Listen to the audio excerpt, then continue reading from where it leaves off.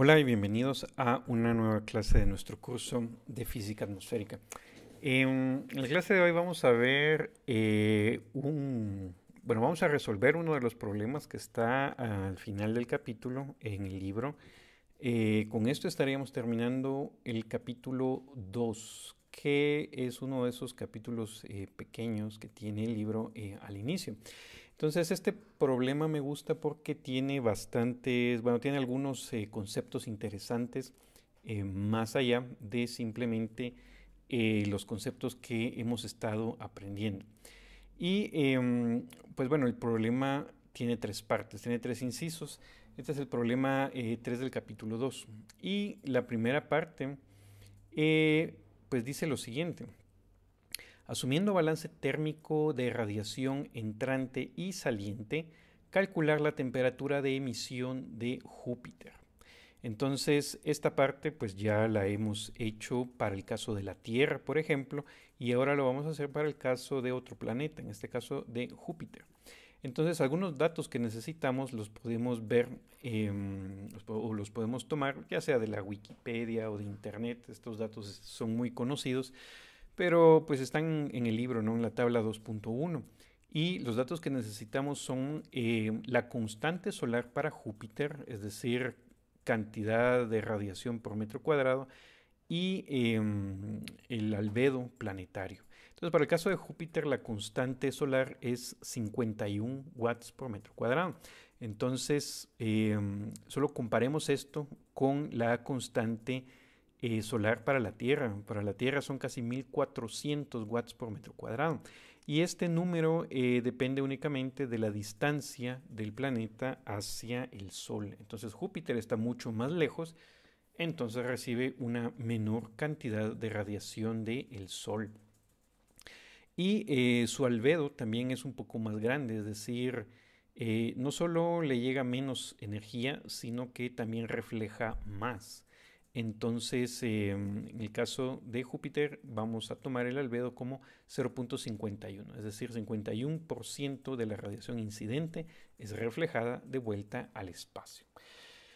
Y lo que hacemos entonces es pues establecer la ecuación para el balance de energía, ¿no? Es decir, radiación entrante acá en el lado derecho, perdón, en el lado izquierdo, radiación entrante del Sol tiene que ser igual a lo que está en el lado izquierdo, que es la radiación, la misma cantidad de radiación, pero emitida por el planeta, debido a la temperatura que éste tiene.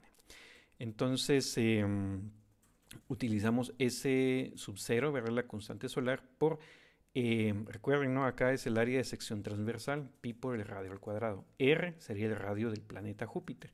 Y la parte que se absorbe es 1 menos alfa, ¿no? 1 menos el albedo. Y eso tiene que ser igual a la cantidad de radiación emitida, ¿no? Que es nuestra famosa ley de Stefan Boltzmann, sigma por la temperatura de emisión a la cuarta por el área superficial. Entonces acá se va 4pi por el radio al cuadrado. Y entonces de acá fácilmente podemos despejar la temperatura de emisión.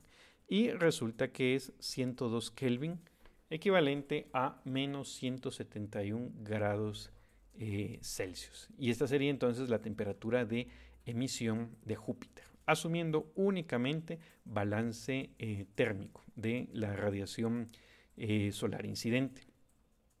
Bueno, luego viene la segunda parte. La segunda parte del inciso B dice que Júpiter tiene una fuente interna de calor debido al colapso gravitacional.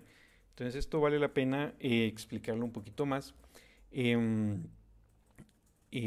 Bueno, y lo que sucede es que la temperatura de emisión de Júpiter resulta que es un poco más grande de lo que acabamos de calcular, ¿verdad? La temperatura de emisión, según esto, ¿verdad? Asumiendo únicamente balance térmico de radiación solar, resulta que la temperatura de emisión es 102 Kelvin. Pero en realidad la temperatura de emisión es 130 Kelvin, es decir, es más grande, casi 30 grados más grande. Entonces, recordemos, ¿no? Temperatura de emisión es como la temperatura efectiva del planeta, ¿verdad? Si nosotros colocamos un detector de radiación afuera del planeta, medimos cuánta radiación, ¿no? El flujo de radiación, y eso corresponde a una temperatura. Entonces resulta que la temperatura de emisión de Júpiter es un poco más alta, son 130. Entonces tiene que haber otra fuente de energía que eleve la temperatura para compensar esa diferencia entre la temperatura de emisión, únicamente considerando el flujo solar y lo que realmente se observa. Entonces, una manera de explicar ese déficit es que debemos tomar en cuenta que Júpiter tiene esta fuente interna de calor, y que lo que sucede es que Júpiter, siendo un planeta gaseoso, no sólido ni rocoso, resulta que parte de la energía potencial gravitacional de Júpiter se transforma en calor.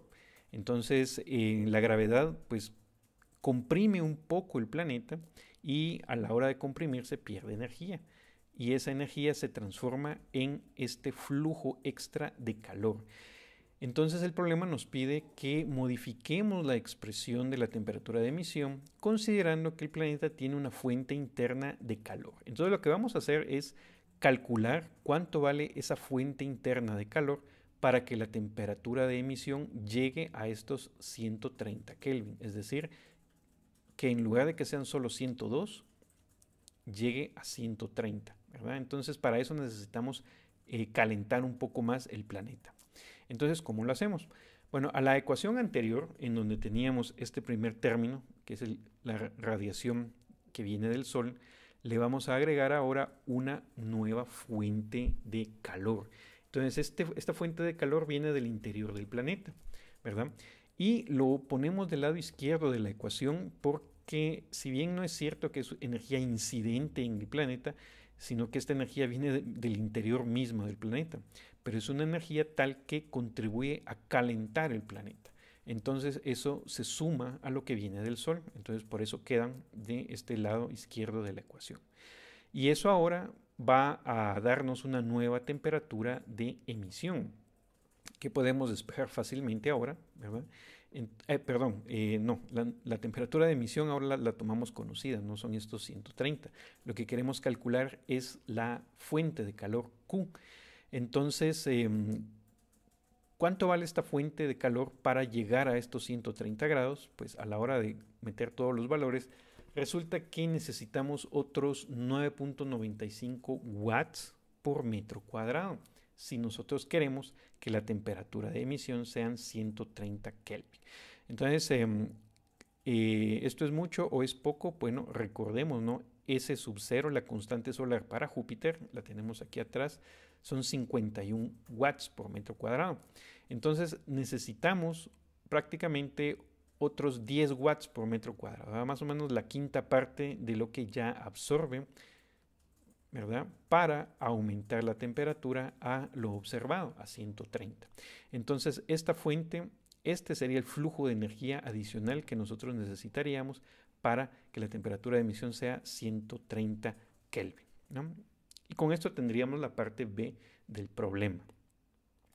Finalmente, en la parte C, acá lo que nos dice es lo siguiente. Se cree que Q viene de la conversión de energía potencial gravitacional por la lenta contracción del planeta. Suponiendo que la densidad se mantiene constante, calcula el cambio anual en el radio para producir Q, ¿verdad? Esos 9.95 watts por metro cuadrado. Y nos dicen que solo la mitad de energía potencial gravitacional se convierte en calor, el resto se convierte en energía cinética necesaria para preservar el momentum angular. Entonces, una de esas cosas interesantes que tenía este problema es precisamente que uno normalmente en mecánica considera transformaciones de energía entre energía cinética y energía potencial. La energía interna, como el calor, que en este caso estamos considerando, pues nunca la tomamos en cuenta, ¿verdad? Porque pues no era el objetivo hacer ese tipo de cálculos, pero ahora sí lo tomamos en cuenta porque no lo podemos ignorar. Si lo ignoramos, no tenemos una manera de explicar esa fuente extra de energía. Entonces, lo que estamos haciendo acá es modificar un poquito, o mejor dicho, generalizar la ley de conservación de la energía. Entonces, acá simplemente vamos a decir que la energía potencial gravitacional no se convierte íntegramente en energía cinética, sino que la mitad va a energía cinética y la mitad va a calor. Entonces, ahora, ¿por qué la mitad? Bueno, a falta de un mejor argumento, ¿verdad? Uno puede decir la energía se convierte en partes iguales, ¿verdad? En todas las formas disponibles. Eso es más o menos un enunciado de la equipartición de la energía. Si queremos ser más formales, podemos utilizar el teorema del virial, por ejemplo, y argumentar que la energía está igualmente distribuida en esas dos formas, ¿verdad? Pero acá solo queremos hacer un cálculo a orden de magnitud y este es precisamente otra de las cosas que vamos a aprender acá. Tenemos que poder ser capaces de hacer cálculos de orden de magnitud sin enredarnos en todos los detalles y en toda la minuciosidad que muchas veces el problema requiere. Entonces, esa es una cualidad, es una característica muy importante que pues nosotros debemos desarrollar. Poder hacer cálculos que nos den información suficiente sobre la naturaleza del problema. En inglés a esto le llaman back of the envelope calculation, es decir, algo así como un cálculo que se hace sobre un sobre, ¿verdad? Es un pedazo de papel pequeño. Entonces, ¿qué es lo que necesitamos para hacer esto? Primero necesitamos una fórmula que nos dé la relación entre energía potencial gravitacional, U, y la masa y el radio del planeta. Y es esta fórmula. ¿De dónde viene esta fórmula? Bueno, esta fórmula viene de calcular la energía potencial gravitacional de una esfera. Entonces lo que hacemos es, recuerden ustedes de su curso de mecánica, la energía potencial depende de la masa y la distancia a la que se encuentran dos masas puntuales. Y esa es la fórmula más sencilla que tenemos para energía potencial. Entonces lo que tendríamos que hacer ahora es aplicar esa fórmula a una serie de capas o de cascarones esféricos e integrar sobre el volumen de una esfera. De ahí es donde salen estos menos 3/5 de gm cuadrado sobre el radio, ¿verdad? Entonces acá solo vamos a citar esta fórmula, ¿verdad? De ahí es donde viene. Luego, si nosotros estamos diciendo que el radio de Júpiter está cambiando, ¿no? Eso va a implicar un cambio en energía potencial de esa distribución de masa, ¿verdad? Esta U que tenemos acá. ¿Cómo calculamos cambios? Eso lo podemos hacer fácilmente con un diferencial. Entonces calculamos el diferencial de la energía U con un dr. Y nos resulta que si el radio cambia en una cantidad de R, el correspondiente cambio en energía es esto que está acá. Bueno, entonces esta fórmula ya nos dice cómo relacionar cambio en el radio del planeta y el correspondiente cambio en energía potencial gravitacional de su distribución de masa. Entonces, ¿qué necesitamos hacer ahora? Bueno, entonces necesitamos estimar cuánto vale este cambio en un año. Entonces, para estimarlo, nosotros utilizamos el valor Q que acabamos de calcular en el inciso anterior, ¿no? Recuerden ustedes, este Q es el flujo de energía necesario para que la temperatura de emisión sean los 130 Kelvin. Entonces, Q es conocido, pero Q es watts por metro cuadrado. Entonces, necesitamos saber cuánto vale ese flujo de energía en un año, ¿verdad? Porque eso es lo que nos piden para calcular. Entonces, Q lo multiplicamos por el área superficial del planeta y entonces esta cantidad que está acá, Q por área superficial, se convierte en watts, es decir, unidad de energía por unidad de tiempo. A lo largo de un año, ¿no? Entonces por eso multiplicamos por un año, esa cantidad de calor es la mitad del cambio en energía potencial gravitacional, ¿no? Por eso ponemos el 1/2 acá. O dicho de otra manera, solo la mitad de este cambio en energía se transforma en calor.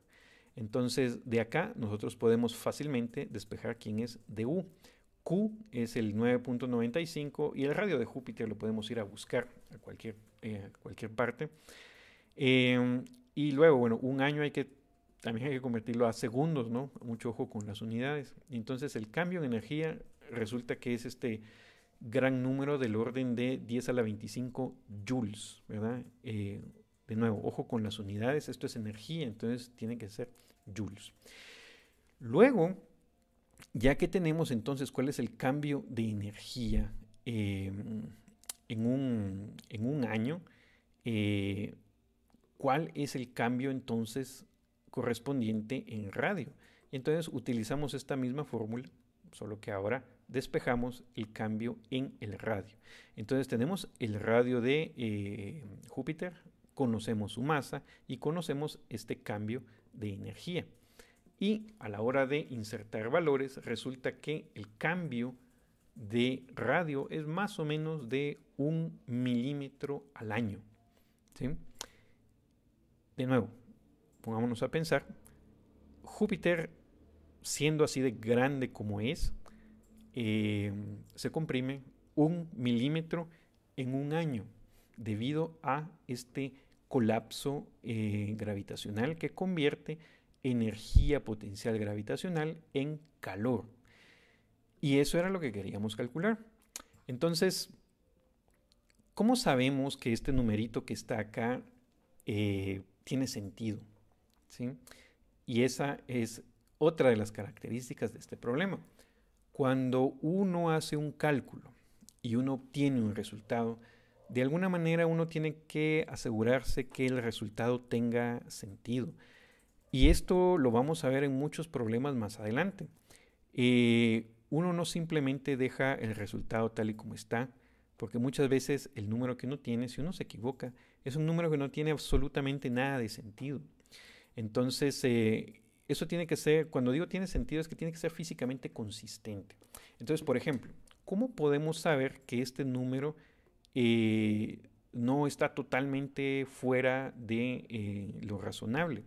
Bueno, una manera sería pues ir a consultar la literatura, ¿no? Fuentes que nos digan, ¿verdad?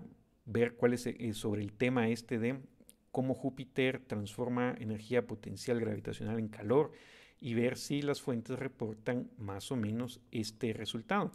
Y si lo hacen se van a dar cuenta que sí, más o menos dicen que es 1 milímetro por año. Pero imagínense que no tenemos ese recurso. ¿Cómo podría uno saber que lo que uno está haciendo es, que lo que uno tiene es un número que no está fuera de la realidad?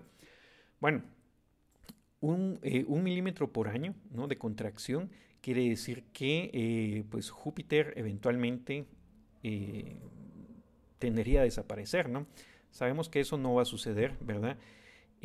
Pero uno podría decirse, bueno, si Júpiter se comprime 1.3 milímetros por año, ¿en cuántos años Júpiter tardaría en comprimir todo su tamaño, por ejemplo? Entonces, si ustedes hacen el cálculo, no lo voy a hacer acá, eso les tendría que dar un cierto número de años. Entonces, por ejemplo, si con este resultado les da que Júpiter se comprime totalmente en 100 años, eso nos diría que este número no es muy preciso, porque Júpiter ha existido por varios cientos de miles de millones de años y no ha desaparecido, ¿sí? Entonces, si nosotros calculamos cuánto tiempo tardaría en comprimirse Júpiter totalmente, les va a dar más o menos un orden de magnitud de 10 a la 9 años. Y eso es más o menos el tiempo de vida del mismo sistema solar. Entonces, el orden de magnitud que tardaría Júpiter en desaparecer es más o menos del mismo orden que lo que ya ha vivido el sistema solar. Entonces, eso nos dice que nuestro número pues no está del todo mal, ¿verdad? A orden de magnitud. Y tomemos en cuenta también que acá este número pues puede estar bien para unos cuantos cientos de años, incluso miles de años, porque estamos tomando en cuenta que, por ejemplo, la estructura del planeta no está siendo afectada por este proceso. Entonces, si nosotros quisiéramos tomar eso en cuenta, entonces pues el problema se vuelve un poco más complicado. Pero de nuevo, esto no es un cálculo minucioso, es un cálculo a orden de magnitud y es una de las características que pues nosotros como científicos y como científicas necesitamos desarrollar. Poder hacer cálculos sencillos a orden de magnitud que nos den a grandes rasgos cuáles son las magnitudes involucradas en nuestro problema, sin, ¿verdad? Sin meternos a complejidades que, si queremos mucha precisión, son necesarias, pero si no, ¿no? Debemos poder tomar las decisiones necesarias para saber qué sí tomamos en cuenta y qué despreciamos para llegar a un resultado de estos. Entonces, este problema es un ejemplo de esas cosas, ¿no? En donde uno tiene que tomar los factores que son importantes y despreciar otros que no lo son. Bueno, entonces este era la clase de hoy, la discusión de la solución de este problema. Entonces con esto concluimos por el día de hoy.